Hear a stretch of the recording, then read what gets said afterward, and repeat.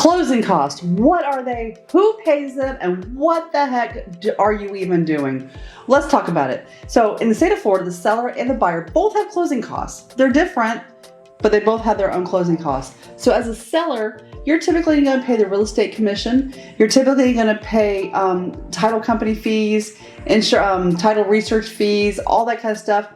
Typically, that comes out to somewhere around 7% of the sale price. Typically total, that's everything. Then on the buyer side, you have your own closing costs too. And typically that's closer to about 4% of the closing costs.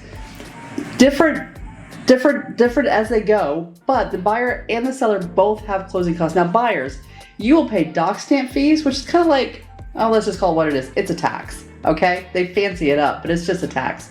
You'll also pay for usually a survey.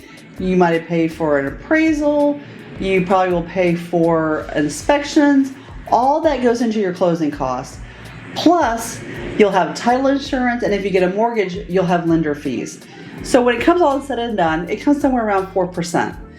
For sellers, you have real estate commission, you have title fees, you definitely have lien search fees to make sure that there's nothing on your house.